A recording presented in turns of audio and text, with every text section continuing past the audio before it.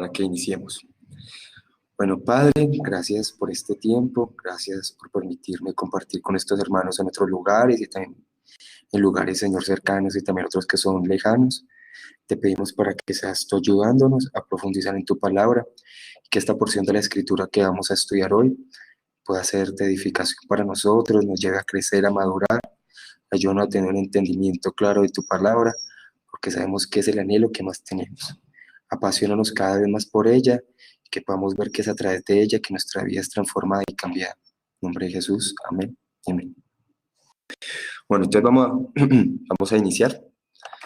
Como les digo, estoy un poquito afectado de la voz, pero bueno, ahí vamos, que con estos cambios de clima les comento que en la ciudad donde yo estoy, eso hace frío, llueve, hace calor, y esa mezcla de climas me tienen enfermo. A veces uno sale en la mañana, está yendo frío.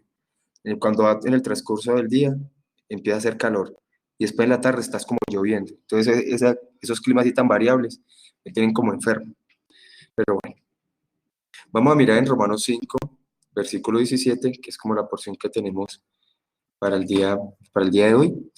Dice: pues si por la transgresión de uno solo reinó la muerte, mucho más reinará la vida por uno solo, Jesucristo, los que reciben la abundancia de la gracia y del don de la justicia. Entonces, como venimos en la misma línea que estábamos tomando hace 8 días, sabemos que en Adán todos mueren y en Cristo somos vivificados. Entonces, empieza a decir que solamente por una sola transgresión, hablando de ese pecado original, por una sola transgresión reinó la muerte.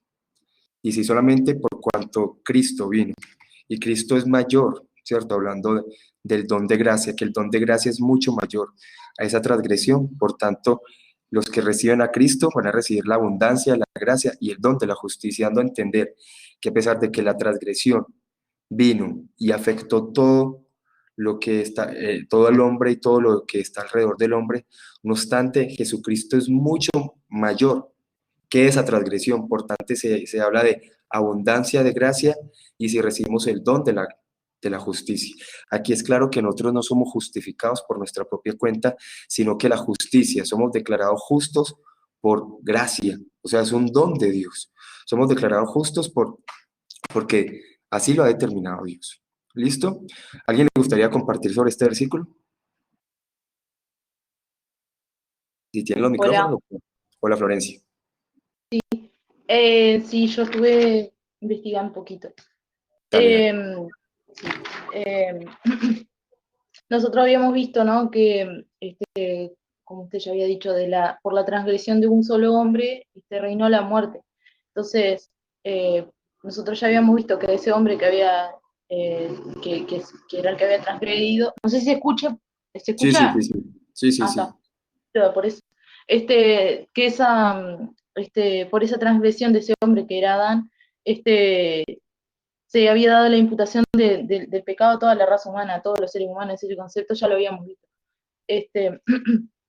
Y que solamente un pecado fue suficiente para condenar a todos los seres humanos. Pero lo Ajá. que hizo Cristo sobrepasó a esa transgresión. Su acción fue mayor, digamos, como usted lo dijo recién, y que esa misma muerte que era la que había reinado para todos los seres humanos. Nosotros habíamos visto que era esa muerte física, la muerte espiritual, que implicaba la separación de Dios y la eterna, ¿no? Que es la que corresponde con el infierno. Sí, Este, y bueno, y habíamos visto que esa transgresión implicaba infracción de la ley, o de un mandamiento específico de Dios. En ese caso, eh, acá se refiere a la transgresión, se refiere a la transgresión de Adán, pero después más adelante se refiere a la transgresión de todos los seres humanos con relación a la ley de Dios. Este, sí, aunque aquí y exactamente nos estamos enfocando es como lo que llamamos nosotros el pecado original, ¿sí? el pecado original, claro, sí, sí, sí, por la transgresión de un solo hombre, es que viene a ser esa transgresión, digamos, la transgresión de Adán, reinó esa muerte, pero sin embargo, por la obediencia perdón, no veo acá, ¿puedo decir? Por la vida, pero sí, Ahí está está, bien. pero sin embargo, por Cristo reinó la vida, ahí está, sí, y puede ser, ¿no? El término que se empleaba ahí era Zoé, puede ser, en griego. Sí. Bien.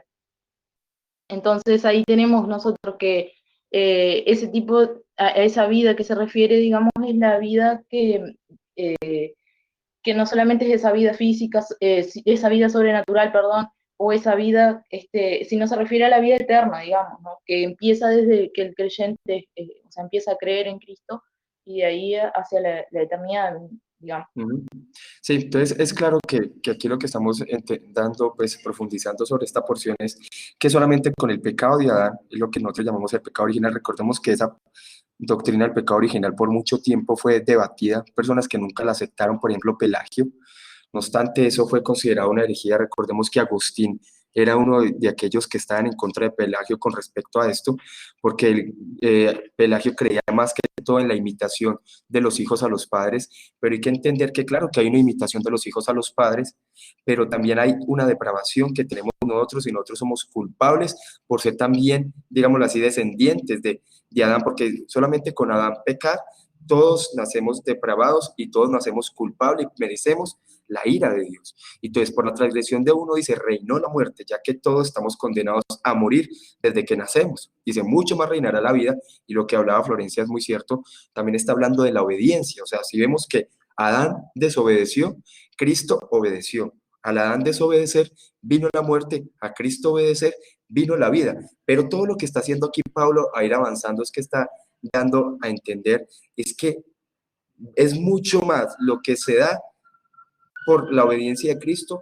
que por la desobediencia de Adán. A pesar que la desobediencia de Adán podemos ver y pues la propia percepción que tenemos un caos completo, pero sabemos que con la obediencia de Cristo se recibe mucho más. Por eso habla de la abundancia de la gracia y del don de la justicia.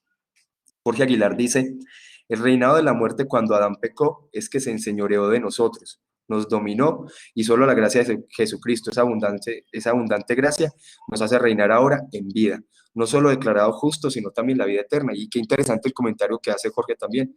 O sea, por el pecado reinó la muerte. Y es muy cierto lo que dice, y somos esclavos, o sea, es un dominio completo. Con la obediencia de Cristo, lo que tenemos es libertad.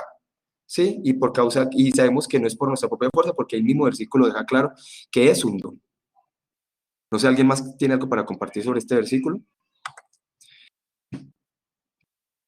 Vamos a ir avanzando con respecto a lo que dice Calvino, con respecto a esto, dice, el resumen es este, porque Cristo sobrepasa a Adán, la justicia de Cristo sobrepasa el pecado de Adán, su gracia niega la maldición de Adán y su vida absorbe la muerte que procede de Adán. Eso es lo que está diciendo Calvino, el comentario de Calvino con respecto a estos versículos, es que Cristo, o sea, lo que da a entender ahí sobrepasa al pecado de Adán. Por eso es que dice que recibimos mucho más. De hecho, en Cristo recibimos mucho más de lo que tuvo Adán. Dice, pues he aquí a lo que tiende esta repetición tan cuidadosa, a que la gracia de Dios sea glorificada como merece, y a que los hombres se desentiendan de la confianza de sí mismos y se unan a Cristo, para que habiendo alcanzado su gracia se regocijen con seguridad, de donde se deduce finalmente esta gratitud.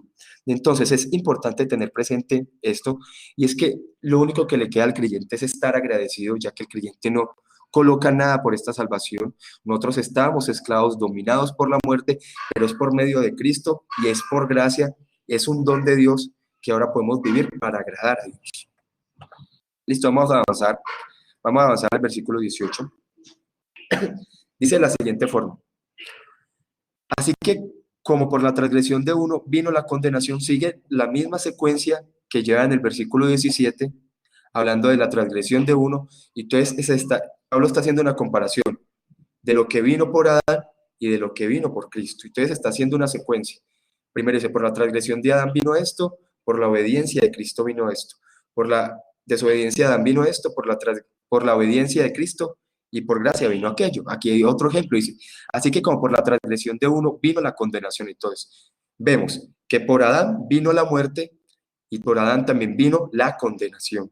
Mire lo que está, la comparación que está haciendo Pablo en el versículo 18, en el versículo 17. Primero el 17 dice, por Adán vino la muerte.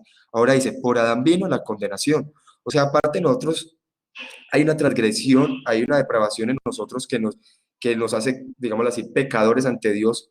también nosotros somos culpables por ser pecadores. Entonces dice, así que por la transgresión de uno vino la condenación a todos los hombres, de la misma manera por la justicia de uno vino a todos los hombres la justificación de la vida. Entonces, en Adán vino muerte y condenación, en Cristo vino, como dice el versículo 17, en Cristo vino, dice, la abundancia de gracia y el don de justicia, y aquí en el versículo 18 dice, por Cristo vino, déjame un momentico acá, por Cristo vino a todos los hombres la justificación de vida, dando a entender lo siguiente, y es que por medio de Cristo somos justificados, que todo eso que vino por causa de Adán, por medio de Cristo, ya no lo tenemos, sino que somos declarados justos delante del Padre. Acá hay algo que yo se los he venido repitiendo de varias formas, y es con respecto al tema de la justificación. Cristo no solo tuvo que morir en la cruz, y Cristo solamente, digámoslo de alguna forma, murió en la cruz, volveríamos al mismo estado de Adán. Pero lo que hizo Cristo fue vivir una vida de obediencia, para que Cristo viviera la vida que nosotros nunca podríamos vivir, en santidad ante Dios, en obediencia a Dios. Y por tanto, por esa santidad y esa obediencia, es que son aplicados esos dones por medio del Espíritu Santo a nuestra vida, para que nosotros podamos vivir para agradar a Dios. Y entonces, por medio de Cristo recibimos todo eso, por eso se llama la abundancia de lo que recibimos por medio de Cristo, que es el don de Dios para nosotros. ¿Alguien quiere comentar este versículo?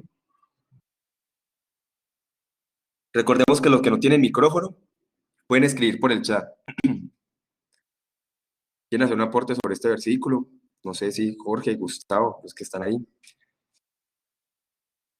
si quieren comentar este versículo 18.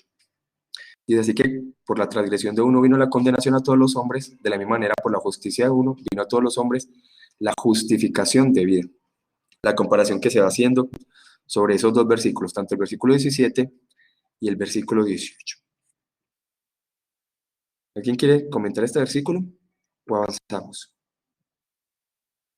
Avancemos mientras van ahí pensando. Dice justificación de vida, dice Calvino, a mi criterio quiere decir la absolución que nos restablece en la vida, como si dijera justificación vivificante, o sea, en Adán morimos, pero en Cristo somos justificados y vivimos, ¿sí?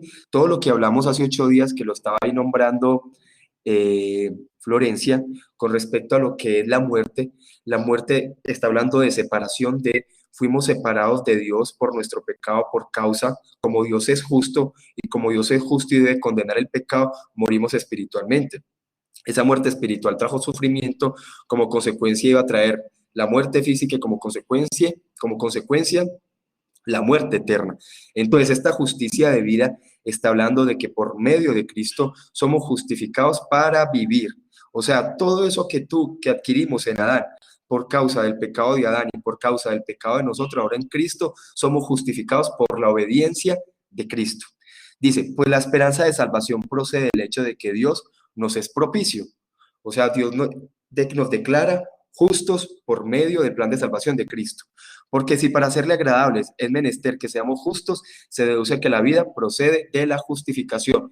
Para que nos viera, digamos de alguna forma, podamos ser agradables delante del Padre, para que el Padre nos vea, nos adopte como hijos por medio de Jesucristo, tenemos que ser declarados justos. No viene la adopción, no viene, digamos, de esa forma, que nosotros podamos acercarnos delante del Padre, sino hay una justificación. Y esa justificación está hablando de un carácter legal, que somos declarados justos por el Padre. Jorge Aguilar dice, hay un contraste claro en estos versículos entre lo que tenemos en Adán y en Cristo. En Adán somos culpables, estamos condenados justamente por Dios, pero en Cristo ahora somos justificados y podemos vivir libremente en nuestro Salvador. Ya nada nos puede condenar ni separar del amor de Dios. El Señor Jesús cargó con esta culpa y con todos nuestros pecados. Muy cierto con respecto a eso. Gustavo, ¿le gustaría comentar algo sobre estos versículos? Bueno, Carlos, buenas noches para usted y para todos. Yo acabo de llegar, entonces aquí estoy tratando como de entrar pues en el tema. De pronto comenzaría con una pregunta, aunque pareciera que el versículo 19 lo aclara. Y es en este versículo 18 dice que la condenación, estoy parafraseando un poco, dice que la condenación vino para todos y la justificación vino para todos, ¿cierto? Ujú. Realmente, ¿qué significa eso? Nosotros sabemos que no es dada obviamente para todos, no todos los hombres serán salvos, pero ¿cuál es el punto ahí? Porque claramente la condenación sí se dio para toda la humanidad, pero la salvación y la justificación es dada a todos. Sí, de hecho Hendrix en su comentario, él hace una referencia sobre esa palabra todos, y él hace un análisis, porque muchos podrían tomar este versículo y decir, bueno, la muerte fue para todos, la salvación es para todos, pero nosotros no podríamos sacar una doctrina de un solo versículo porque debemos entender que la salvación no es para todos, no obstante, si hay una proclamación del Evangelio en todo el mundo, pero entonces él hace referencia a todos, es ¿qué quiere decir todos? Veremos primero la primera parte del versículo que está hablando de toda la humanidad, pero estos todos podemos decir que pueden ser todos los elegidos, todos los escogidos para salvación, como el contexto del versículo lo empieza a mostrar, todos los que están en Cristo. Entonces esa palabra todos hay que tener mucho cuidado. De hecho, no sé si ustedes vieron la polémica que pasó en estos días con este apologista muy conocido, que de Rincón Apologético, de Rincón, del Rincón Apologético, no sé si lo conocen, que él Mm, empezó, Sí, que él tuvo como y él realmente reformado no es, ¿cierto? Él tiene digámoslo así, con su afinidad con la reforma, pero él empezó a decir un comentario sobre como que la salvación está abierta para todos, para todas las personas, es como una especie de molinismo, o sea, no es ni arminianismo ni calvinismo, sino molinismo, y eso creó digámoslo así, un debate, y más que todo en el sector reformado, empezaron a decir que no estaban de acuerdo con eso porque él empezó a decir que no es cierto que Dios aborrezca a las personas, que Dios ama a todos los seres humanos. Sabemos que hay un deseo, eso lo explica R.C. Sproul, hay un deseo de Dios por ser Dios, de que todas las personas sean salvas, ¿cierto? Digamos de alguna forma, pero por su justicia, Dios como justo, Dios tiene que, digamos de alguna forma, condenar el pecado. R.C. Sproul hace el siguiente ejemplo. Él lo dice, por ejemplo, imaginen ustedes un juez justo, que esté condenando a su propio hijo por sus pecados o por sus delitos. Como él es justo, él tiene que condenarlo, ¿cierto? Él tiene que mandarlo a que pague por sus delitos. No obstante, le duele que él vaya a pagar por eso, pero como él es justo, debe de pagar por lo que hizo. ¿Me entienden la ilustración? ujú.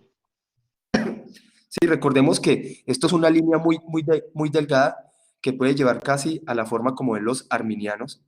Y como le digo, se levantó el debate porque estaríamos casi diciendo lo mismo que están diciendo hoy en día, que Dios ama a todos y solamente un evangelio de amor, pero no entendemos la justicia de Dios. Yo debo entender la justicia de Dios. Dios ama a todas sus criaturas, no obstante, aborrece al pecador. Hay que entender que la Biblia dice que somos pecadores y por causa del pecado de nosotros merecemos la ira de Dios, porque Dios es justo. ¿Sí me doy a entender ahí? sí, ¿Sí? Ok, sí. ok. Sí, Florencia sí vio ese debate. ¿Cómo? Sí vio ese debate o la referencia que se hacían en Facebook con respecto a eso. No, yo sigo esa página porque me gustan algunos artículos que publican y algunos videos que ponen, pero ese justo no lo vi, pero después tendría que mirar. Yo estaba mirando, ¿no? Respondiendo a la pregunta un poquito, ¿no? Que dice, si se sigue el versículo 17, el anterior dice lo mismo, ¿no? Que dice que los que reciben la abundancia de la gracia y el don de la justicia. Por eso no se refiere a todos los hombres, sino a los que le recibieron, a los que recibieron a Buen Cristo. punto ese, sí, señor. Creen en Él, claro, por su gracia mediante la fe. Claro. Como le digo, Hendrickson hace un comentario sobre eso, sobre ese todos, en cuanto ahí que está hablando toda la humanidad, pero dice también todos los que están en Cristo, que reciben esa justicia. Muy cierto. ¿Qué dice No, Gustavo? claro, Sí, no, Gustavo. y el versículo 19, muy bueno ese punto del versículo 17 y la importancia del contexto, porque presumo yo que el versículo 19 pareciera traer una aclaración, dado que se pudiera dar esta situación, entonces ya no utiliza el término todos, sino muchos. Ajá. Entonces ya elimina el término de totalidad para definitivamente clarificar que es un grupo realmente. Listo, vamos a estudiar el versículo 19. Dice, como les digo, yo estoy un poquito afectado en la voz, entonces me perdonan ahí. Dice, de Jorge Aguilar dice que esos todos son los que están en Cristo, por el contexto. Sí, es importante por eso leer la Biblia dentro de su contexto. Yo sé que hay versículos muy complicados, hay veces de comprender en muchas cosas, pero también es importante leer siempre el contexto porque pareciera que hoy en día hay muchas personas que toman ciertas fracciones de la palabra y la sacan fuera de su contexto. Entonces, cuando yo lo saco fuera del contexto, realmente le estoy dando una interpretación propia y no lo que la Biblia me habla. Yo tengo siempre que estar sujeto como un jinete siempre al texto y que el texto me esté hablando a mí. No obstante, como les digo, la Biblia tiene versículos que son muy fáciles de entender, hasta para un niño, y versículos que son muy difíciles, hasta para el más famoso teólogo. Entonces, el versículo 19 dice, porque así como por la desobediencia de un hombre los muchos fueron constituidos pecadores, así también por la obediencia de uno los muchos serán constituidos justos. Entonces, vuelve a hacer la misma comparación. En Adán fue desobediente, por Adán vino la muerte, por Adán vino la condenación, y por Adán somos constituidos. Mira esa palabra constituidos juega un factor muy importante acá. En Adán fuimos constituidos pecadores, en Adán es porque nosotros nacemos pecadores, somos declarados culpables. Ahora dice, así también por la obediencia de uno, entonces hace la comparación de Cristo.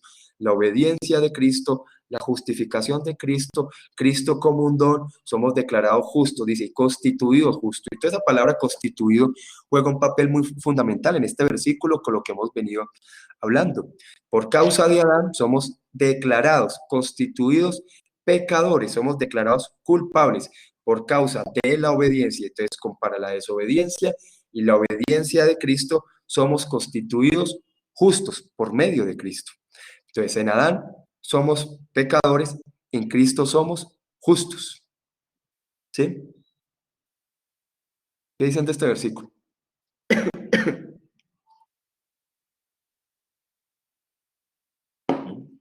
Somos constituidos. Acordemos que hace 8 días hablamos acerca de la imputación y estuvimos hablando acerca de eso. Yo tengo una pregunta, ¿sí les quedó claro el concepto que les hablé hace poco de lo de rincón apologético? No sé si quedó bien o no quedó bien claro en el aire. Cualquier cosa me pueden preguntar. Listo, porque le digo que es un punto muy vital que generó mucha polémica en estos días y es bueno que se pueda analizar todo sobre ese punto. Sí, a mí me queda claro eso. O sea, no lo vi al debate, Carlos. pero es un pensamiento bastante común. Jorge. Sí. Bueno,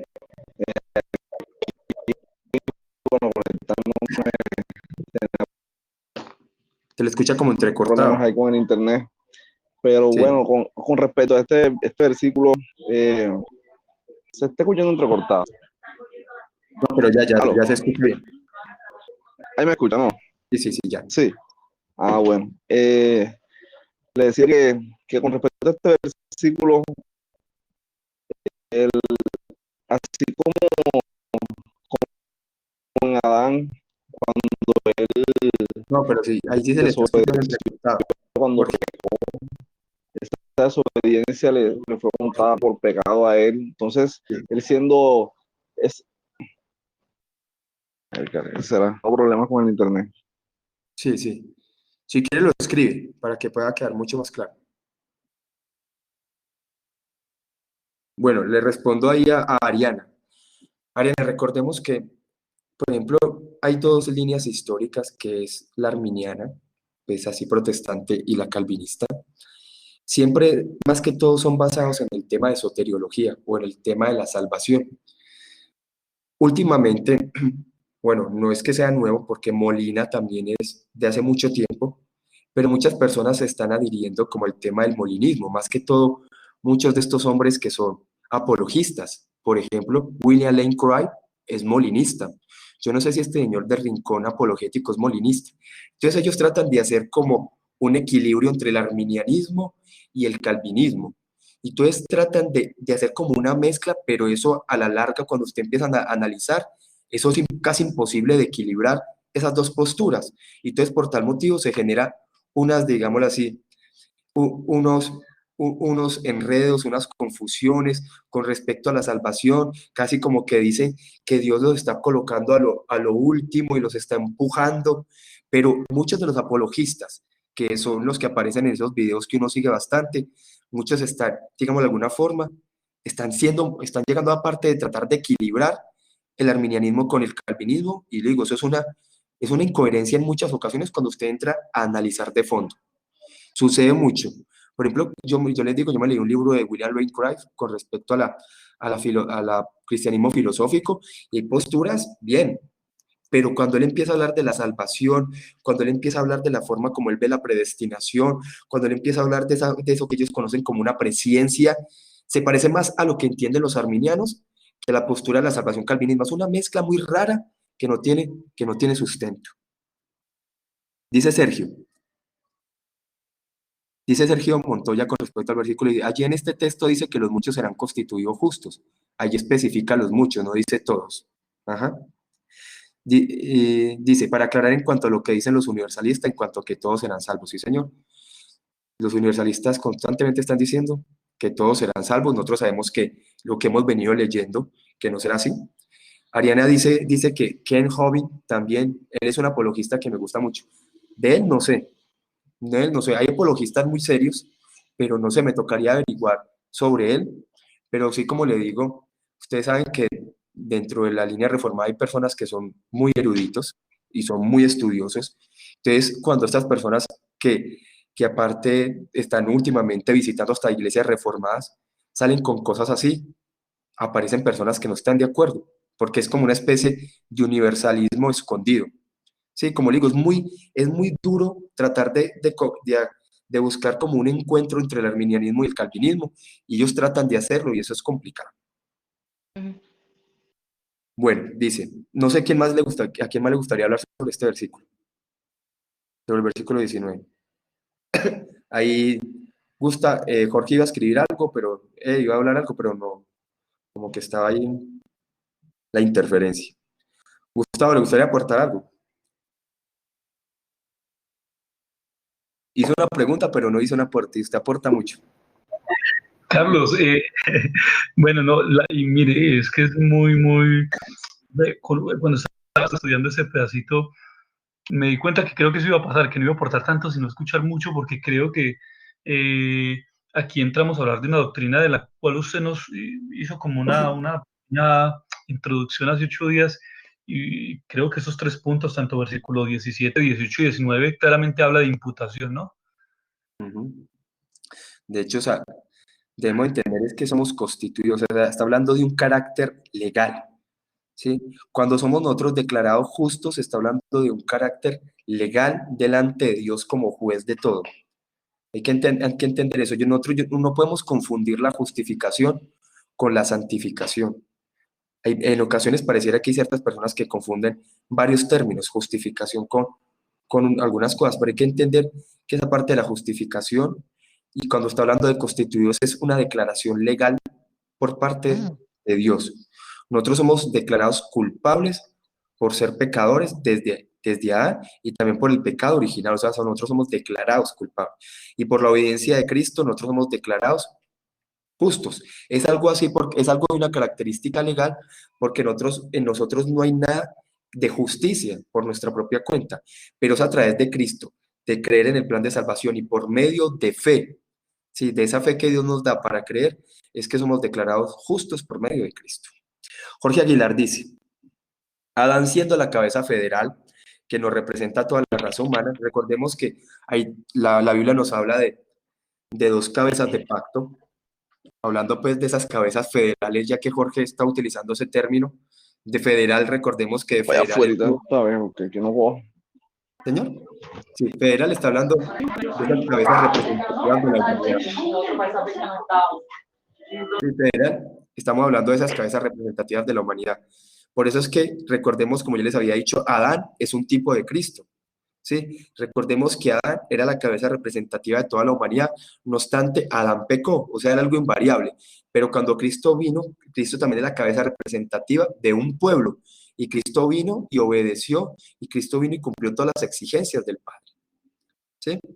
Entonces es importante hablar de eso. Dice Jorge, Adán siendo la cabeza federal que nos representa a toda la raza humana, cuando desobedeció, esto fue una transgresión al carácter santo de Dios y por lo tanto todos pecamos en él, pero ahora en Cristo somos constituidos, es decir, declarados justos delante de Dios, ya que nuestro representante, la cabeza de ese pacto, la cabeza federal, como lo dice Jorge, es Cristo, y él vino y cumplió con todo lo que el Padre estaba exigiendo, ¿sí?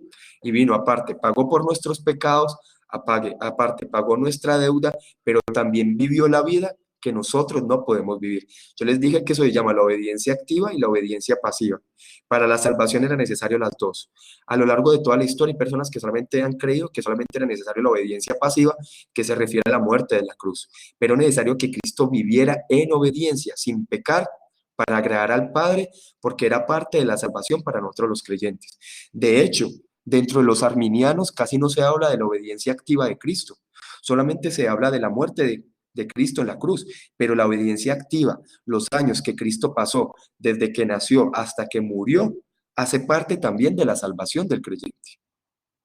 ¿Sí? Pregunta hasta ahí. Carlos, entonces, a ver, Sí. sería más justo decir que la salvación se consolidó en la cruz, pero se empezó a formar desde el mismo momento del nacimiento de Cristo. Pero qué buena reflexión, Gustavo, claro. Hay personas que creen que la salvación solamente fue en la cruz y ya. Era necesaria la obediencia de Cristo. Era necesario porque es que Adán desobedeció, era necesario que Cristo obedeciera. Por eso es un plan de redención. Cristo vino a cumplir todo lo que se había profetizado de él. Cristo vino a agradar al Padre. Para Cristo era imposible pecar, por eso la obra mesiánica de Cristo, tanto 100% Dios, 100% hombre. Entonces, si solamente era la muerte en la cruz, Cristo solamente, digámoslo así, no era necesario que naciera, sino que viniera y muriera en una cruz.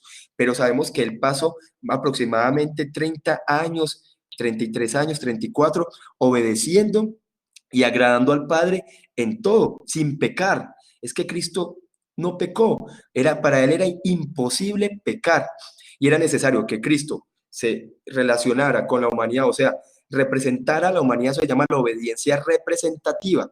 Representado a la humanidad, fuera tentado en todo como nosotros somos tentados, sufriera todas las penalidades que nosotros sufrimos, viviera una vida como nosotros las vivimos. Cristo creció, jugó, estuvo creciendo con todo lo que lo cotidiano que vivimos. Era necesario porque Cristo, por eso es que Hebreos dice que Él fue tentado en todo, pero es que también dice que Cristo se compadece de nosotros porque Él vivió la vida del hombre. Recordemos que la parte mesiánica es 100% Dios, 100% hombre. Pero la reflexión que hace Gustavo es muy validera. No solamente la salvación es la muerte de la cruz, la salvación es la obediencia activa y la obediencia pasiva de Cristo. Cristo tenía que ser tentado como representante, como cabeza federal. Cristo tenía que vivir una vida humana. Cristo tenía que ser un representante 100% humano. ¿Sí? Entonces, Carlos, Eso están en las confesiones antiguas. Sí. sí, entonces pudiéramos profundizar un poco, mira si estamos en lo cierto o no, que la resurrección de Cristo es la manifestación de que la vida de Cristo le fue agradable al Padre, es decir, no solamente el sacrificio de Cristo, sino toda su vida. Porque si Cristo Claro. hubiera vivido una vida, digamos, cualquiera, de cualquier forma, y hubiera ido a la cruz, no se hubiera resucitado. Era necesario. Recordemos que la parte de la resurrección también es la parte del plan, de todo eso que vimos, de lo que Cristo vivió. Recordemos que Cristo vino en humillación, pero fue exaltado. Y como el justo murió por los injustos, el justo no podía quedar en la tumba. Y como él pagó por los pecados, y como su sangre expió los pecados y fue agradable para el Padre, por tanto, era necesario, y como te había dicho, que él resucitara. ¿Sí? Y esa es la base de nuestra salvación. De hecho, Pablo le dice, si no creemos que Cristo resucitó, vana nuestra fe. Era necesario que Cristo resucitara, ¿sí? Porque Él vino a pagar por nuestros pecados. Y eso también muestra la victoria sobre el pecado, la victoria sobre todo eso que esclavizaba al hombre. Dice Hendrickson en estos versículos,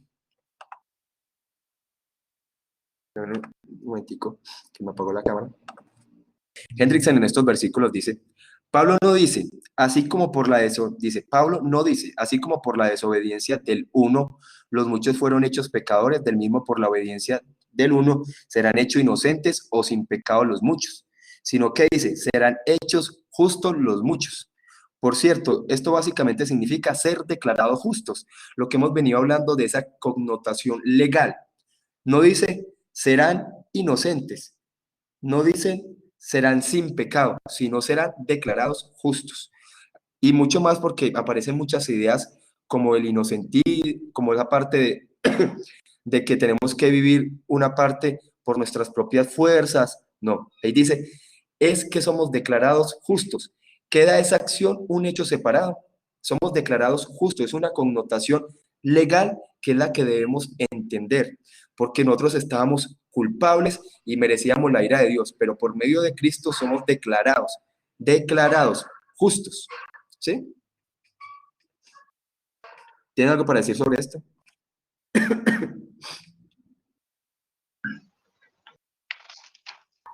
Bueno, no, Carlos, yo creo que esa palabra del uno simplemente afirma el hecho de que la única obediencia acepta para el Padre para salvación es la obediencia de Jesús, ¿cierto? No Sí, es que claro. nuestra obediencia vaya a ganar alguna cosa. De hecho, ¿se acuerdan lo que yo les había dicho? Que la salvación sí es por obras, pero no en nuestras obras, sino en las obras de Cristo. Nosotros somos salvos por gracia, pero la base de nuestra salvación es la obediencia de Cristo. Yo les hablé sobre el pacto de obras, que no quiero como confundirlos porque hay veces estos temas toca como irlos desglosando y entonces lo hablo como muy general y los puedo confundir. Pero recordemos que Cristo vino a hacer lo que Adán no pudo hacer. Recordemos que Adán estaba en un pacto de obras. Adán tenía que, digámoslo así, obedecer al Padre en todo. De hecho, se le había dicho que si pecaba moría. De hecho, murió, ¿cierto? Pero sabemos que cuando Dios le hace el pacto con Adán, Adán tenía que vivir para agradar a Dios, para ganarse la benevolencia de Dios por sus propios méritos. Adán no pudo, como Adán no pudo, Adán está representando a toda la humanidad, dando a entender que si Adán no pudo, nosotros tampoco, ¿sí? Dando a entender que como Adán pecó, probablemente nosotros también hubiéramos pecado en el mismo lugar de Adán. Al Adán pecar, por eso vemos que es lo que llama el pacto de obras, el hombre fue incapaz de encontrar esa salvación por causa de sus propias obras. Por eso vemos que en Génesis 3:15 se empezó a promulgar el pacto de gracia. Ahora, en Cristo Jesús podemos ver que la base de ese pacto de gracia es el pacto de obras. Jesús sí vino a cumplir ese pacto de obras, ganándose la salvación, digámoslo así, o ganándose todo como ser humano. Recordemos que Cristo es 100% Dios, 100% hombre, agradando y obedeciendo al Padre en todo. Por eso era necesario su obediencia, sus méritos. La salvación de nosotros, de la gracia, está basada en los méritos de Cristo, que Cristo sí pudo hacer lo que Adán no pudo hacer. No sé si quedó claro. Eso es federalismo, eso es doctrina del pacto, y no quiero como confundirlos ahí. No sé si quedó claro. Mejor dicho, Sí. lo que dice sí es muy cierto. Nuestra salvación está en los méritos de Cristo, en las obras de Cristo. La base de la salvación por gracia de nosotros está basada en las obras y los méritos de Cristo. ¿Sí? No sé, Gustavo, ¿qué opina de lo que acabé de decir acá? O Jorge, si tiene algo para complementar. No, está perfecto, está muy claro, muchas gracias. Sí, sí, es como hablando de esa parte. Ahora, leamos el versículo 20. Dice, pero la ley se introdujo para que el pecado abundase, mas cuando el pecado abundó, sobreabundó la gracia. Mire qué interesante este versículo, y es porque los judíos veían la ley como algo que ellos tenían que hacer para tener una vida ceremonial correcta. No obstante, no entendieron que es que toda esa parte ceremonial era para mostrar lo pecador que somos. Entonces, ya lo vimos antes, que antes de la ley ya había pecado. La gente moría por sus pecados, pero la ley vino con el fin de que entendiera qué tan pecadores son, pero los judíos, y más como les había dicho, esa herejía talmúdica que tuvieron los judíos en el tiempo de Jesús, que hoy en día también, o sea, el Talmud, recordemos que el Talmud es todas las tradiciones judías, y por eso hace del judaísmo, hay mucha gente que dice, es que el judaísmo es la religión pura, qué pena, pero en el tiempo de Jesús, eso no era el judaísmo, eso era una herejía talmúdica, era basada sobre tradiciones, así lo mismo que los testigos de Jehová y los católicos, y lo mismo hacen hoy los judíos actualmente. Entonces vemos que la ley era para que miraran la maldad de su corazón y así no lo entendieron. Por eso dice, pero la ley se introdujo para que el pecado abundase, no para que existiera el pecado, porque antes de la ley ya existía pecado. Solamente que el pecado vino para mostrar qué tan pecador es el ser humano, para mostrar la miseria del hombre, para mostrar lo malo y depravado que es el hombre. Mas cuando el pecado abundó, entonces era importante que la ley viniera con el fin de mostrar la depravación del hombre, porque es necesario mostrar la depravación del hombre para que Dios pueda mostrar su gracia. Por eso es que la Biblia dice que la ley es como un ayo, la ley es como un maestro que nos dirige ante Cristo, nos hace mirar la necesidad de Cristo.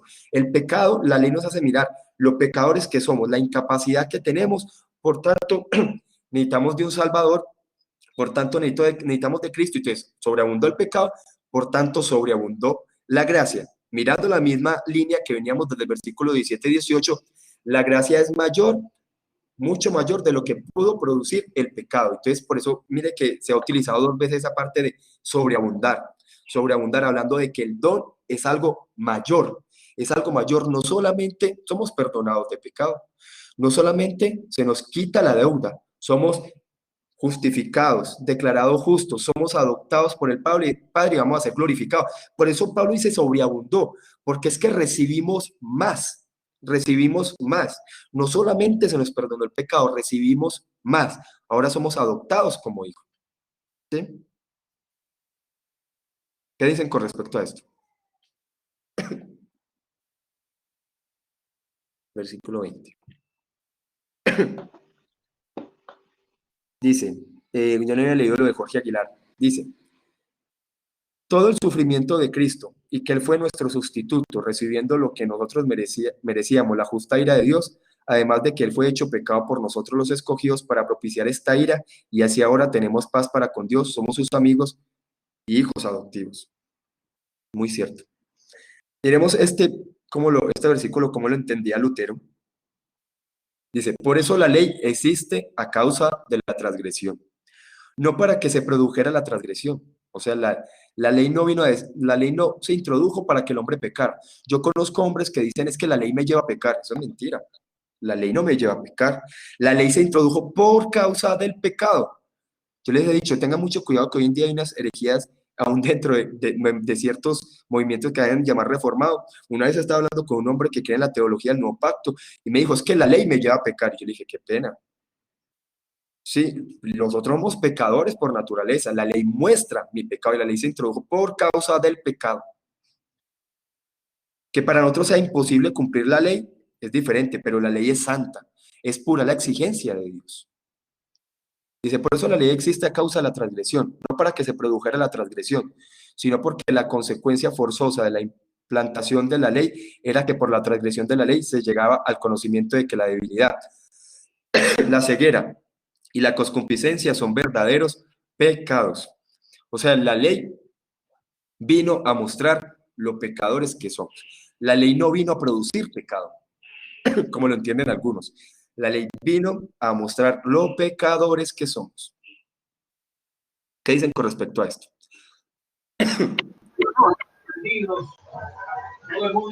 Carlos, entonces de lo que estamos hablando es que lo que produjo la ley, bueno, primero lo que usted dijo ahora realmente demostró lo débiles y lo incapaces que nosotros somos de alcanzar salvación por nuestros propios medios, uno, pero dos, lo que hizo la ley fue desarrollar conciencia de pecado más bien. Sí, también. No obstante, recordemos que igual ya había un entendimiento, como dice Romanos 1, como lo leímos, del pecado, pero igual la ley vino a mostrar qué tan pecadores somos, ¿sí? Recordemos que antes de la ley, igual las personas también tenían un entendimiento de lo que era bueno y lo que no era bueno. Yo creo que hablamos bastante sobre ese tema, analizando eso, de que antes de la ley igual existían gobiernos, y antes de la ley igual existían comunidades que se regían sobre ciertas leyes. ¿Quién les enseñó esas leyes? ¿Sí? Y entonces hablamos de que están establecidos desde el inicio ciertos morales absolutos que los gobiernos han encontrado. Mire, por ejemplo, tribus indígenas, entre ellos hay leyes de no robar, de no matar. ¿Quién les enseña eso a ellos? Quiere decir que en sí el hombre tenía una conciencia de lo que es correcto y no es correcto, pero la ley vino a mostrar qué tan depravado es el hombre.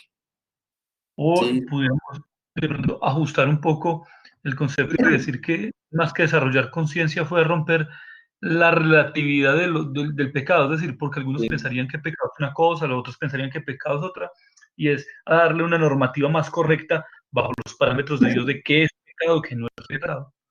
¿Sí? Por eso dice que sobreabundó, nos viene a mostrar, no que por la ley vino la conciencia de pecado, ya el pecado existía, ya había maldad en el mundo, sino que nos vino a mostrar qué tan débiles y ciegos y depravados somos. Sí. Sí, recordemos que nosotros hablamos hace días sobre eso. ¿Listo? ¿Alguien más quiere comentar este versículo 20 antes de pasar al último 21? Florencia, quería decir algo. Creo que ya dijeron todo. No, estaba mirando acá el versículo de Gálatas 3:19, donde dice, entonces, en el contexto de acá de cuando Pablo expresa el pacto de Dios con Abraham y después sigue hablando del propósito de la ley, dice, entonces, ¿para qué sirve la ley? Fue añadida a causa de las transgresiones hasta que viniese la simiente que fue hecha, hasta que viniese la simiente, perdón, a quien fue hecha la promesa. Digamos, entonces tiene relación, digamos, ese versículo con este otro. Es que para Justamente porque cuando se enfrenta el pecador con la ley es cuando se da cuenta de cuál es el alcance de su pecado y cuán santo es Dios también. Para aceptar a Cristo tenemos que ser conscientes de nuestra depravación. Por eso la ley se introdujo con el fin que viéramos la necesidad de Cristo. ¿Qué fue lo que pasó con los judíos? Mire que cuando uno lee los evangelios constantemente, uno ve que los judíos en el tiempo de Jesús, más que todo los líderes, se creían buenos. Entonces por eso es que Jesús constantemente dice, es que los sanos no tienen necesidad de médico. Constantemente le estaba diciendo de que ellos se creían buenos, por tanto ellos no veían la necesidad de Cristo, sabiendo que la ley vino para que miráramos lo depravados que somos y apuntáramos a Cristo. Ellos habían creado todo un sistema doctrinal, igual a cualquier sistema doctrinal del mundo, que era la salvación por obras. Por eso es que, como les había dicho, Paul Washer dice, en el mundo solamente existen dos religiones, la salvación por obras y la salvación por gracia. Los judíos están igual a cualquier sistema religioso en este planeta Tierra, por obras, y se creían bueno, y cuando la salvación es por obras y cuando un sistema doctrinal es por obras, lleva a las personas a creerse buenas. En la salvación por gracia primero nos lleva a entender que somos pecadores, a entender nuestra maldad, para ser declarados justos por medio de Cristo. Si nosotros no entendemos nuestra maldad, no vamos a ser declarados justos por medio de Cristo. Hay que entender nuestra maldad. No obstante, hay remordimiento por el pecado en el mundo. Hay personas que cometen actos muy fuertes y tienen remordimiento, pero eso no es un verdadero arrepentimiento. El verdadero arrepentimiento solamente es posible por medio del obrar de Dios. Hay remordimiento que nos lleva al arrepentimiento. Hay un arrepentimiento que solamente lo produce el obrar de Dios y es un don de Dios. Para yo poder ver la necesidad de Cristo, para yo poder ver la luz de la palabra, yo debo arrepentirme, pero ese arrepentimiento también es un obrar de Dios en mi vida. Por eso la Biblia dice que el Espíritu Santo vino a convencer de justicia, de juicio y de pecado. Hay convencimiento, la obra del Espíritu Santo en mi vida es un convencimiento de lo pecador que soy, del juicio que hay sobre el pecado y la necesidad que tengo de Cristo. Jorge Aguilar dice, la ley vino a mostrarnos todo nuestro pecado y nos humilla tanto que vemos que por nuestras propias fuerzas no podemos salvarnos. También es como un maestro, Ayo, que nos lleva a Cristo, y Hendrickson da una ilustración de que es como una lupa que nosotros sin necesidad de la ley podemos ver que somos malvados, pero la ley nos muestra hasta las mínimas manchas. Qué buena esa ilustración. Esa la dice Hendriksen. O sea, nosotros somos pecadores, pero la ley vino como a especificarnos qué tan pecadores somos, ¿sí? Pero la ley nos muestra hasta las más mínimas manchas, pecados que tenemos, y eso lo utiliza el Espíritu Santo, y nos convence de pecado y nos lleva al arrepentimiento y nos dirige al único que nos puede limpiar y perdonar, que es Cristo, por la fe. Y todo es por la abundante gracia de Dios. Muy cierto. Está muy bueno ese argumento. Ahora leamos este último versículo. Romanos 5:21.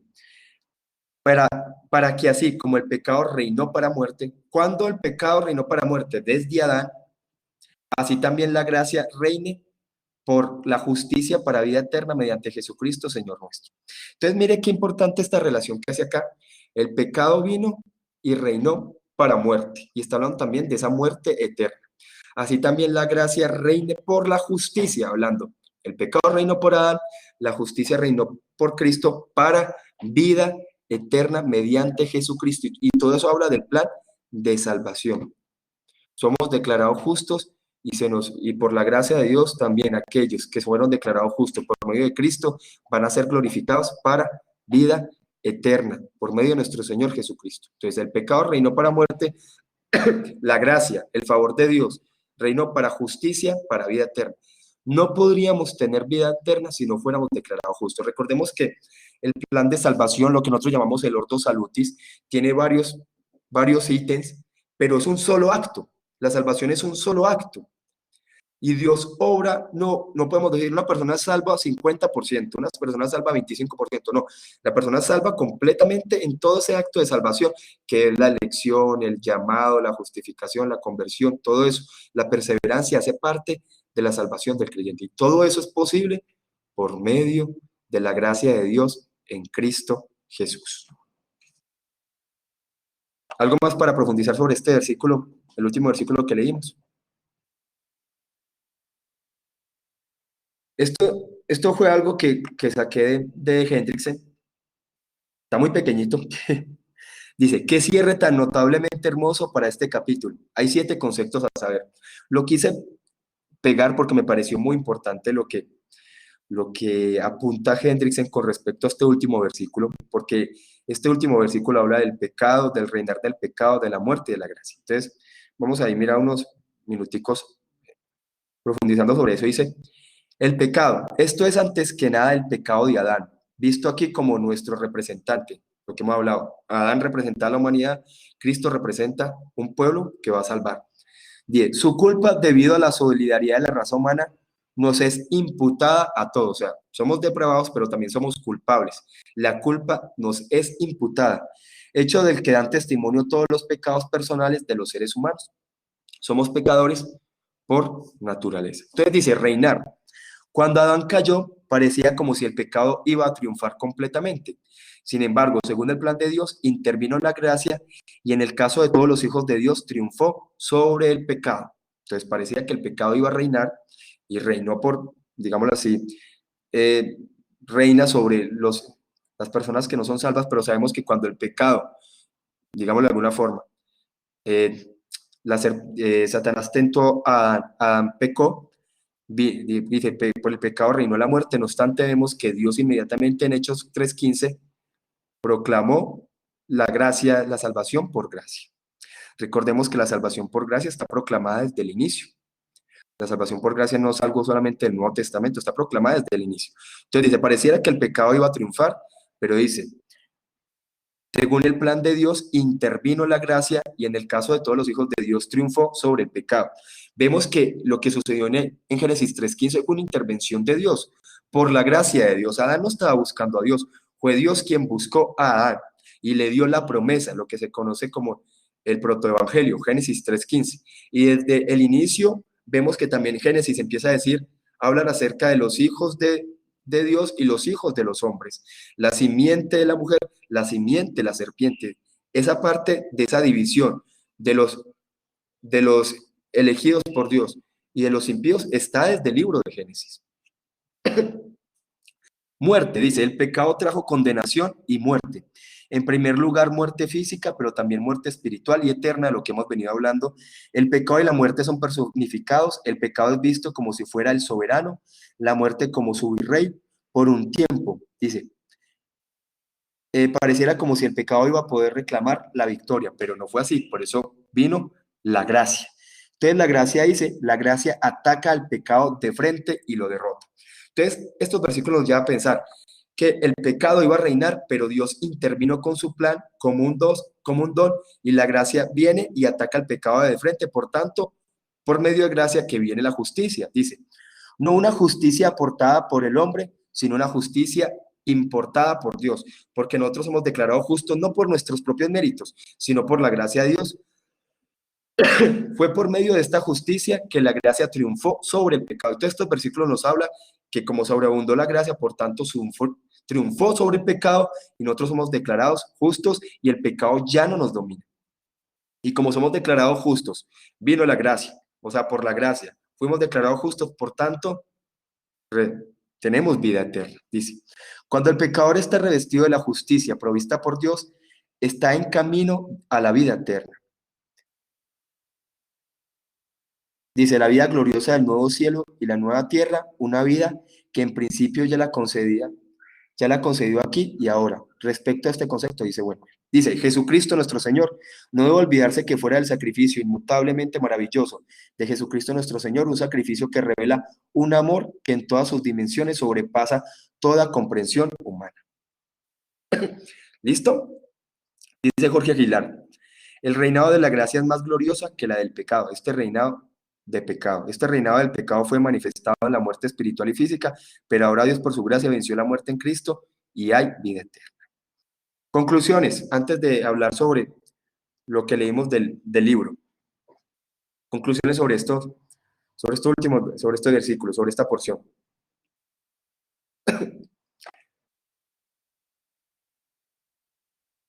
Ariana, si quiere escriben.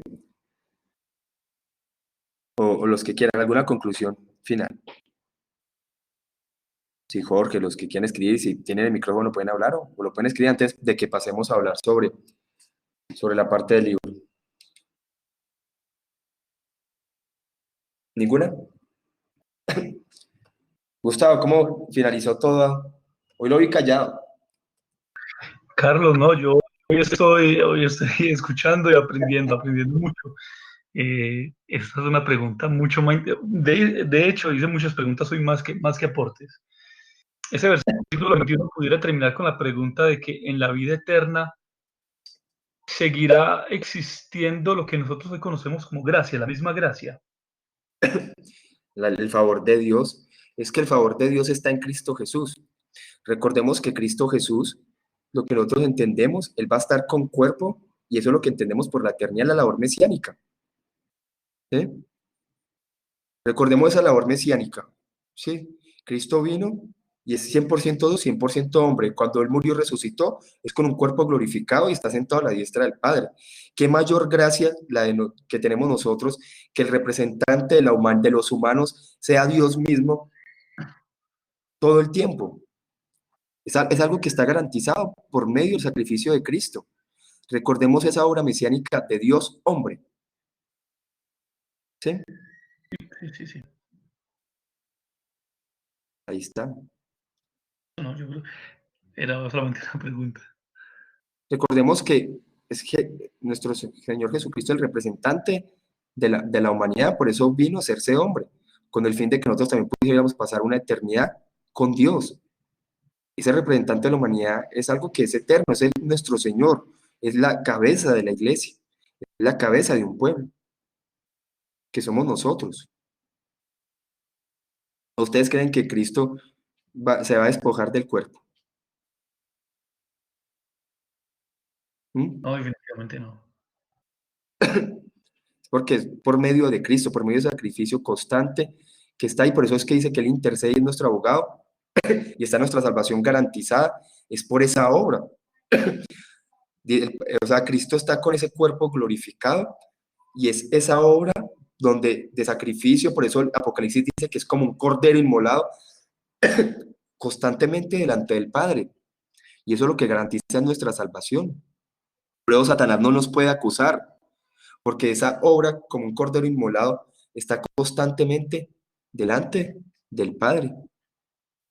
Jorge Aguilar dice, es una gran conclusión para todo el capítulo 5, donde Pablo nos está mostrando ese contraste entre Adán y Cristo, que obviamente todo es mayor y más grande en este último, y podemos estar seguros de que es el mismo Dios quien nos sostiene en su amor inefable. Así es. Nosotros no podemos estar con la inestabilidad que a veces hablan los arminianos. ¿Qué garantiza a nosotros que dormimos y nos levantamos y aún somos salvos? Es la gracia de Dios, el sacrificio de Cristo, nuestra salvación está garantizada. Hay muchos arminianos que pueden dormir y levantarse y creer que aún no son salvos. Y nosotros no podemos estar andando de esa forma. ¿Sí me doy a entender ahí?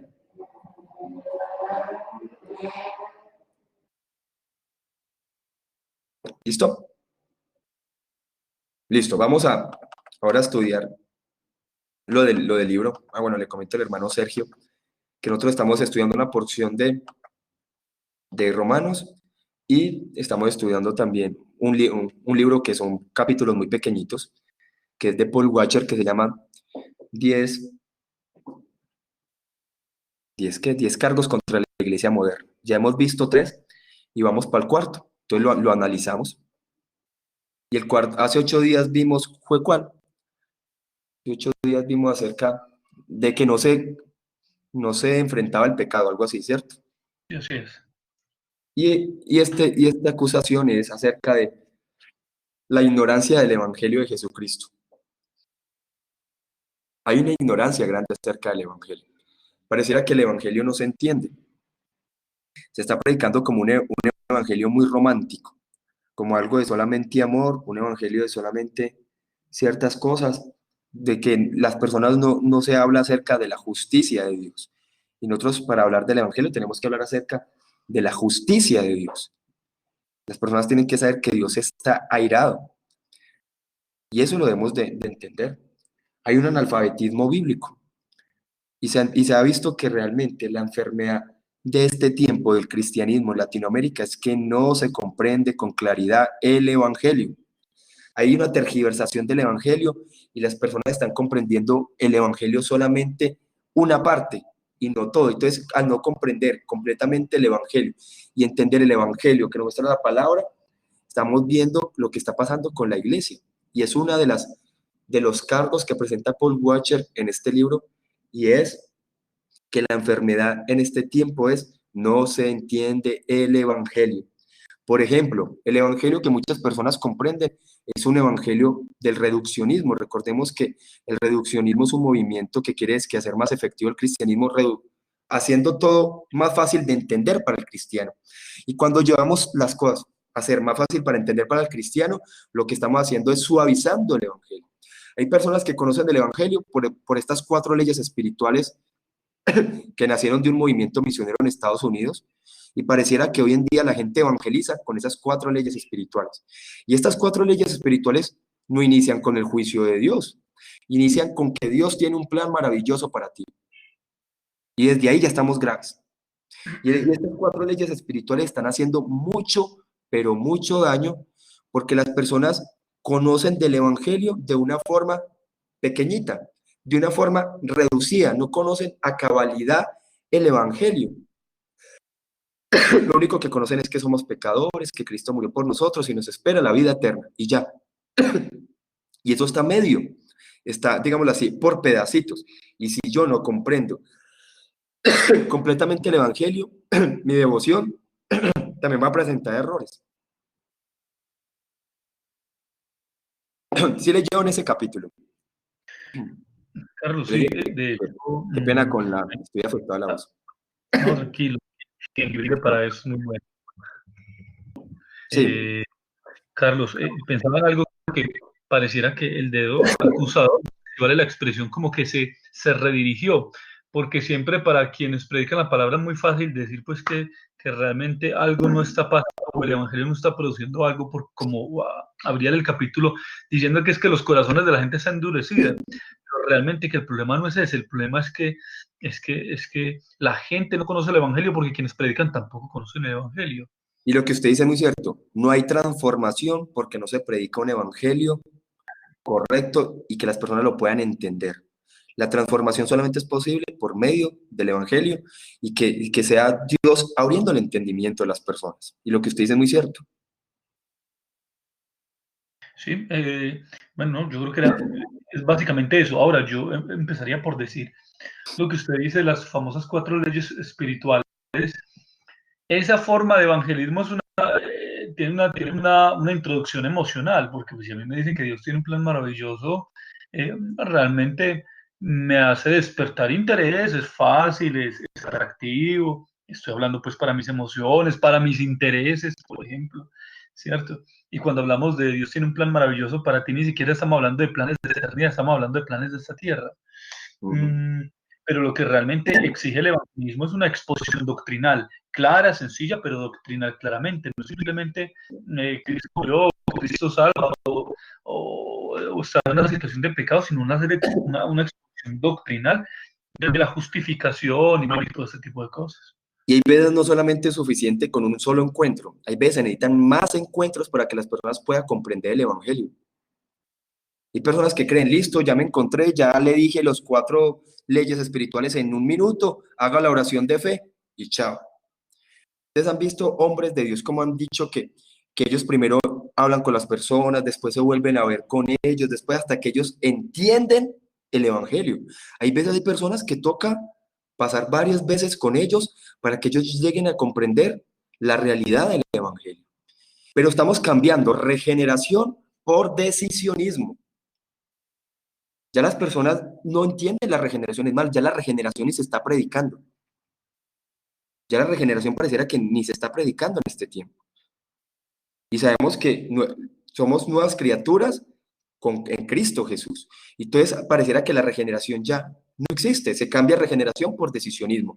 Y la gente cree que es salva solamente por hacer una oración y por decir que han aceptado a Cristo. Es más, muchas personas creen que son salvas solamente por bautizarse en una iglesia. Y como les he dicho, hoy en día estamos encontrando personas bautizadas no regeneradas. Y eso está pasando. Si no hay un evangelio completo, no va a haber regeneración. Va a haber decisionismo.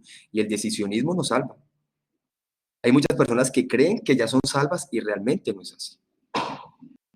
Recordemos que Paul Washer habla del caso del tiempo de Wesley y de Whitefield, de que había muchas personas que asistían a la iglesia religiosamente y porque se habían bautizado de pequeñitos ya eran salvos.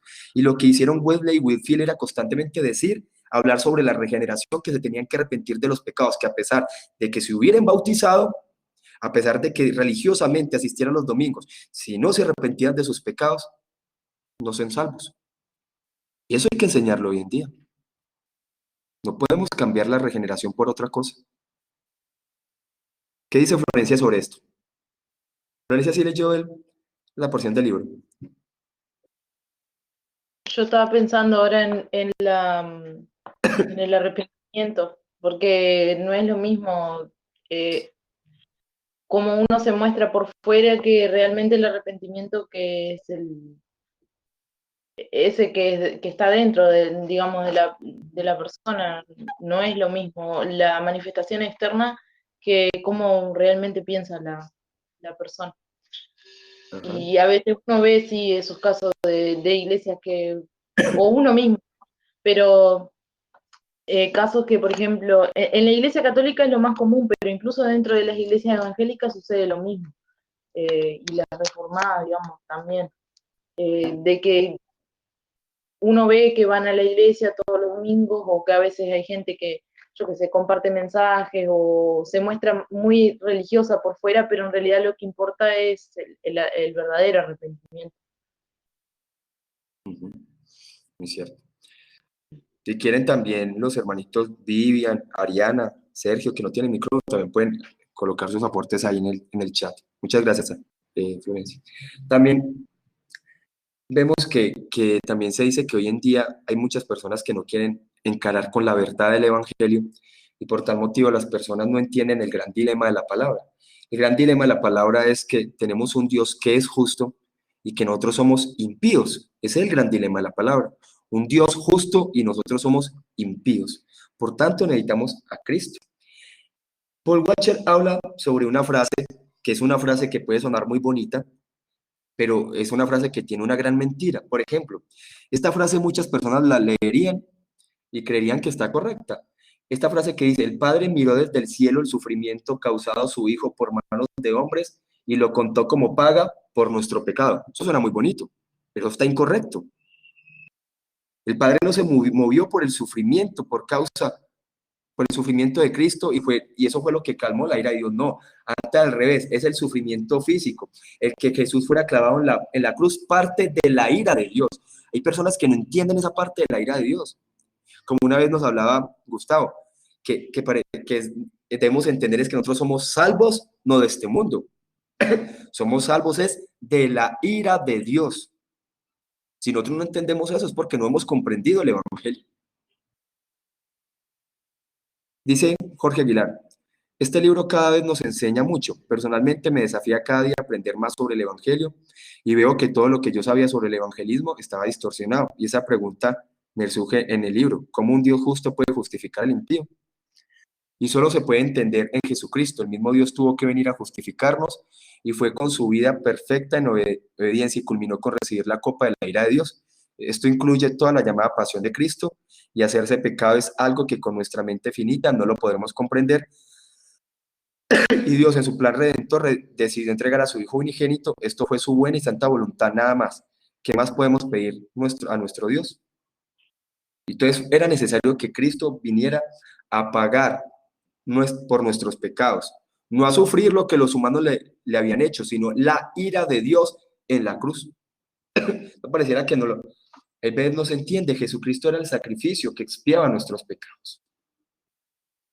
Como también decía el escritor, hoy se habla de evangelismo, pero no se habla de la justicia.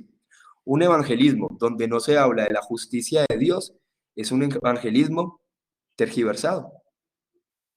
Yo no puedo apartar el evangelismo de la justicia. Miren los jóvenes, hoy en día estamos viendo muchos jóvenes es que misioneros y se paran en los semáforos.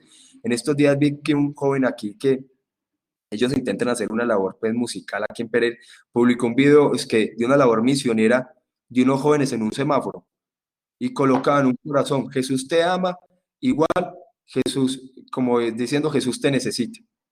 ¿Qué evangelismo es ese? Eso no es el evangelio, eso no es el evangelio, o sea, no, eso no lo podemos llamar que están evangelizando, eso no es evangelizar, ¿sí? Eso no es evangelizar. No sé si han visto muchos jóvenes que paran en semáforo y hacen cosas, y hacen muchas obras de teatro, pero es que lo que realmente salva es el evangelio. No salvan muchas cosas que se hacen, salvan es el evangelio. Jorge Aguilar dice, ese decisionismo le está haciendo mucho daño a las personas y como dice el pastor Paul, esto solo refleja la gran ignorancia del evangelio, principalmente los pastores que llevan ese evangelio reducido. O sea, las personas no pueden ir más allá del entendimiento del evangelio de cómo lo entienda su pastor. Ariana escribió, es que hola. Si tienes algo para escribir, Ariana lo puede tener ahí. ¿Alguien más tiene algo para decir sobre esto?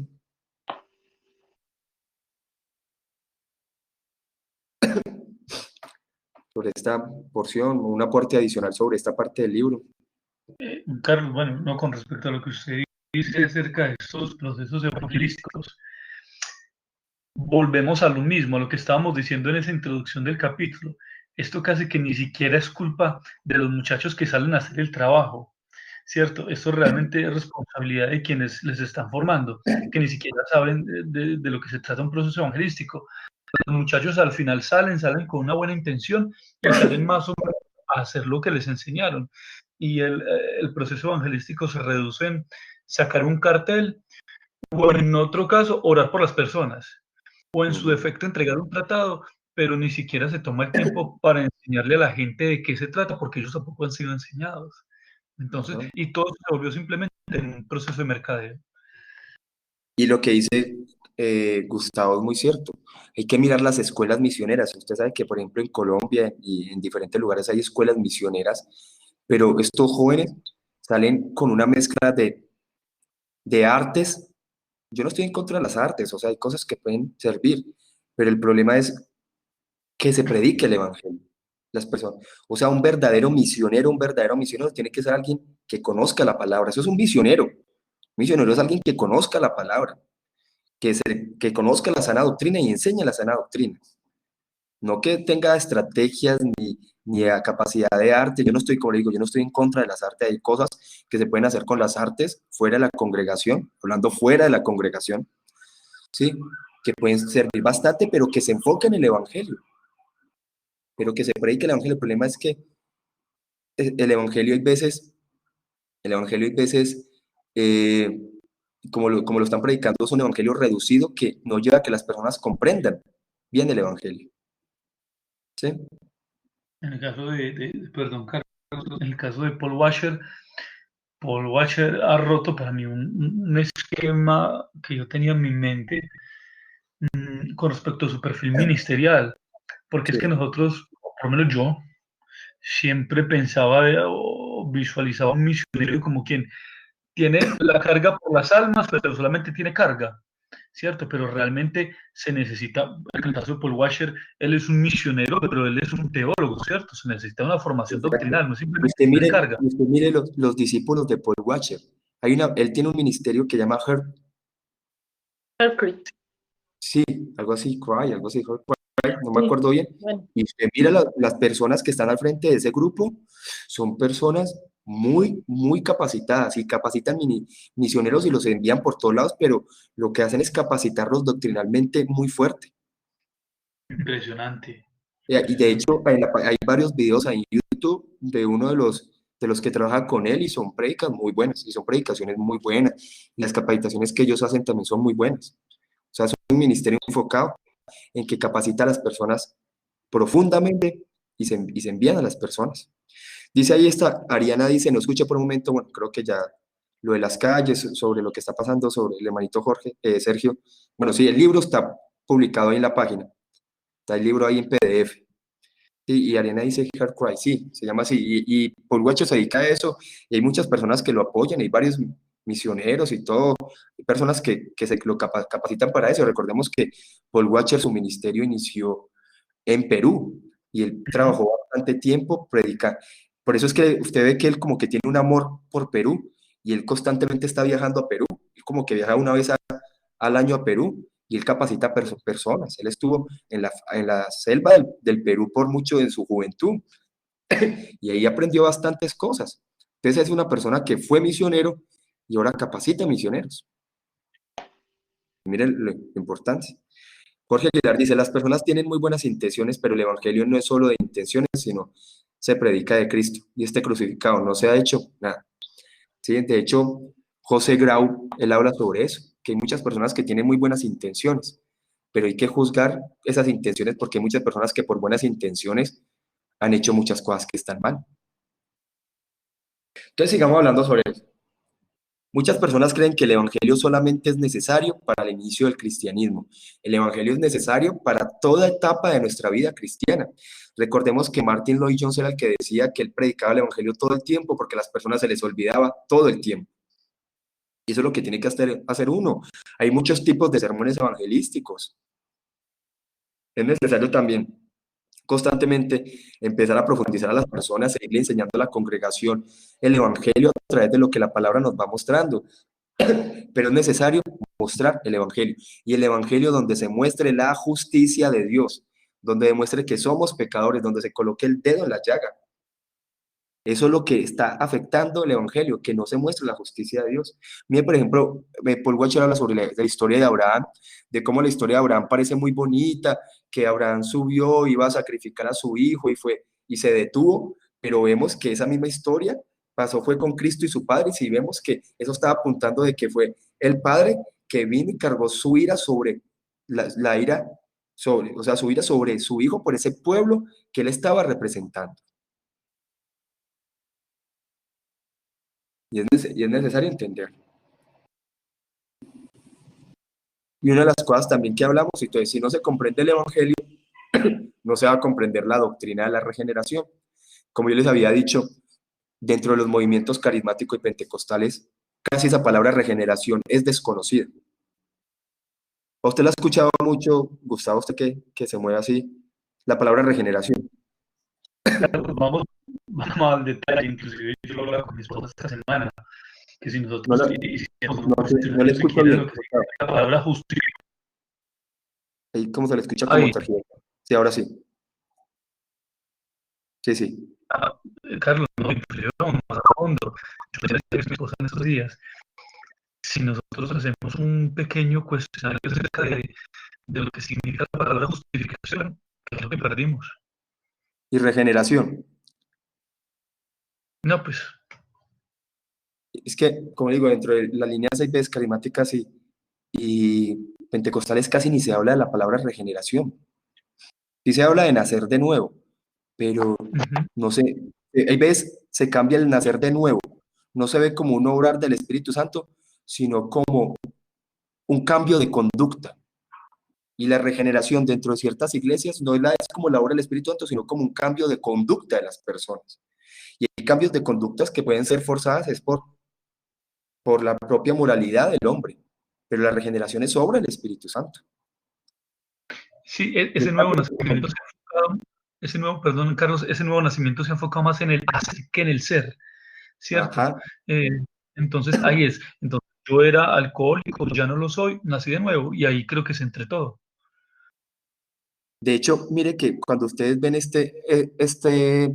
yo creo que todos se han visto el documental de Evangelio Americano, que hablan una parte sobre de que hay iglesias que están en estados muy conservadores en Estados Unidos, donde las personas pues no se separan, son muy conservadoras en muchas cosas y las personas se creen salvas. Y las personas así van es directamente al infierno, es que la moralidad no salva. Hay personas que pueden ser muy conservadoras, pero no son salvas. ¿Cómo le predica usted a una persona que no fuma, no bebe, no se divorcia, no tiene problemas, está bien? ¿Usted cómo le predica el evangelio a esa persona? ¿Ah? Esa No persona sé, conservadora y díganme va a mí que directamente al tengo mi infierno. familia y todo, ninguno, No dice, ninguno cree en nada. Digo, explíquenme sí, cómo. claro. Sí, Sí, es que es muy cierto. O sea, hay personas que son tan conservadoras y entonces uno dice, fácil predicarle a un borrachín, fácil predicarle a un drogadicto, fácil predicarle a una persona que maltrata a su esposa. Y una persona que no es borracha, no fuma, no es drogadicto, no maltrata a su esposa, se comporta bien, es moralmente correcto, pero va directamente al infierno. ¿Usted cómo le predica el evangelio? ¿Ah? Es que desde ahí parte. Y esas personas van directamente al infierno. Entonces es porque, si yo no sé qué decir, es porque yo no he comprendido el evangelio para las personas. Es que la moralidad no salva. Por eso le digo que eso es uno, pero lo que dice Ariana acá, claro, de algo han de pecar en su interior, pero hay personas que son muy conservadoras. Lo mismo decía un predicador que trabaja en Japón, y dice, Carlos, usted, en Japón, allá las personas son disciplinadas en muchas cosas, y claro, pero interiormente tienen muchos conflictos. Y dice, usted, por ejemplo, ve un japonés, los japoneses, la tasa de divorcio en Japón es pequeñita, porque como ellos ven el matrimonio como que usted se sube a un barco y se va, y se va, y se va, y no importa, y no tiene reversa, y no se divorcian. Hay japoneses que son muy, muy bien, y eso hace mucho tiempo lo comentaba un pastor que predicaba en Japón, y decía, y las personas necesitan el evangelio. Hay que entender que el evangelio es la salvación, entender que yo soy un pecador, y que las obras, por más conservador que yo sea, yo soy pecador y necesito de Cristo. ¿Sí me va a entender? sí. Como le digo, hay personas que se creen buenas. Lo mismo me pasa con mi madre. Mi madre también. Mi madre ya cree bien y yo le digo, ma, mire esto es, pero cuesta. Hay personas que se creen buenas y es necesario. Hay cultura que enseña que todos son buenos. Lo que dice Ariana es muy cierto. Como le digo, eso sucede en muchos lugares.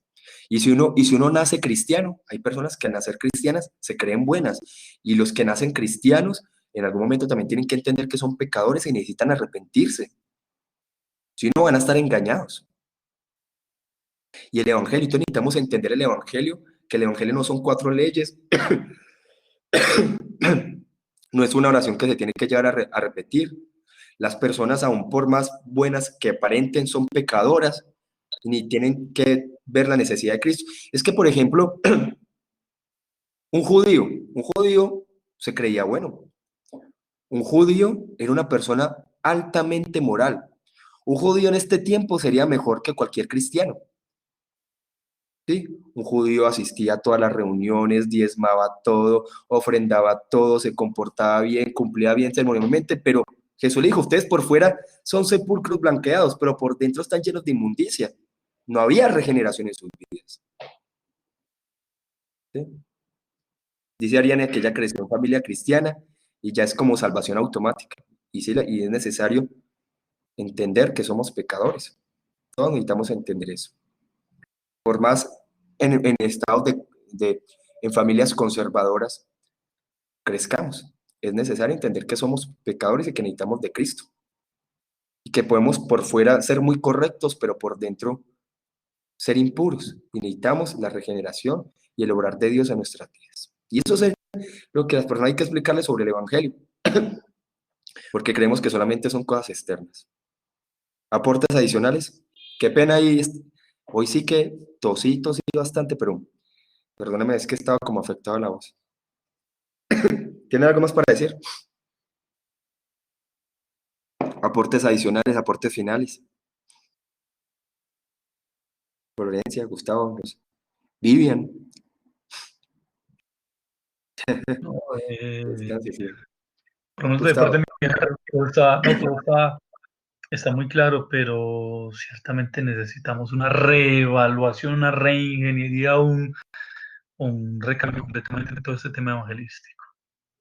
Hay un libro de John Piper que se llama Dios es el Evangelio. O se llama, bueno, algo así. Yo me lo leí, es muy bueno, se lo recomiendo. Perfecto. De John Piper. Algo que me parece que es el título. No me acuerdo bien del título, pero es algo así, Dios es el Evangelio. Muy bueno, se lo recomiendo. De John Piper. Y profundiza bastante sobre el tema del Evangelio. Y es necesario porque eso lo ayuda a tener un entendimiento. Bueno, con el tema de John Piper, pues no sé, lo que pasa es que ustedes saben que dentro de la reforma hay líneas muy rígidas. Y muchos que no están de acuerdo ni con John Piper, no están de acuerdo ni con Paul Washer, no están de acuerdo ni con MacArthur, por ciertas, digamos así, inclinaciones que no son tradicionales. Por ejemplo, con John Piper, igual por ciertas cosas, por ejemplo, de temas con el continuismo que él cree, él es continuista, por temas que una vez tuvo una conferencia con el que escribió Una vida con propósito, y pues eso lo criticaron bastante dentro de la reforma. También con este calvinista contemporáneo que dividió la iglesia, que no me acuerdo cómo se llama, también tuvo relación con John Piper, y entonces por eso lo critican. A MacArthur lo critican por ese dispensacionalismo que él tiene, ¿cierto? Pero igual tiene muchos seguidores. Y a Paul Washer lo critican es porque Paul Washer es muy rígido, entonces lo ven como muy legalista. Pero igual dentro de la reforma hay que analizarlo todo también. Hay muchas cosas de John Piper que son muy buenas. Yo digo que uno tiene que analizar todo, retener lo bueno y echar lo malo. Y entre los maestros actuales, John Piper hay muchas cosas que tiene.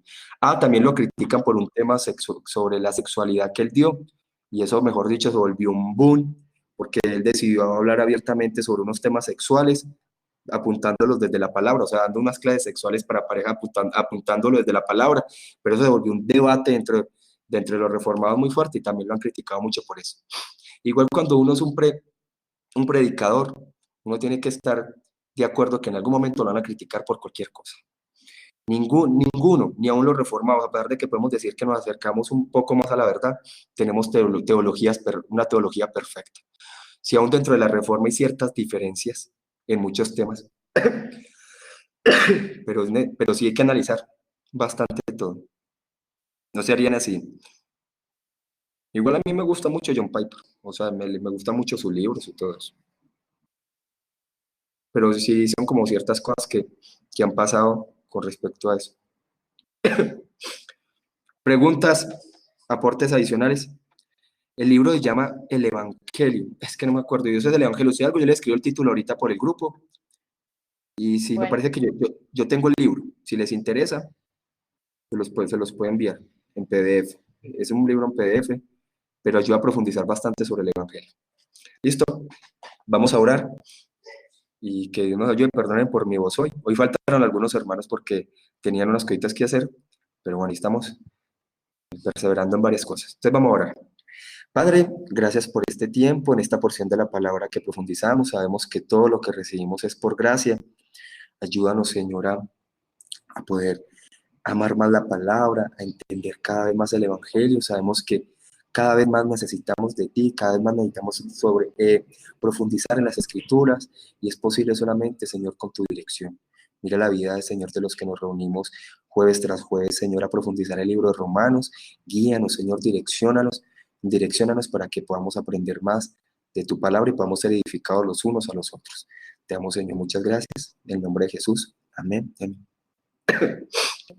Bueno, hermanos, Dios los bendiga. Bueno, espera un momentico. Recordemos, para dentro de 8 días, es el capítulo 5 del libro y la porción de la escritura que vamos a profundizar dentro de 8 días. Ya les digo, es entonces el capítulo 5 del libro. Capítulo 6. No, perdón. Capítulo 5 y la porción es Romanos 6 del 1 al 7. ¿Sí? Entonces dentro de 8 días hay muchos que les gusta preparar, meditar esta porción antes de venir a compartir, mirar ciertos comentarios para que entre todos nos edifiquemos. Entonces Romanos 6 del 1 al 7. Entonces, y el capítulo 5 del libro. Dios los bendiga. Eso para todos. Gracias, igualmente.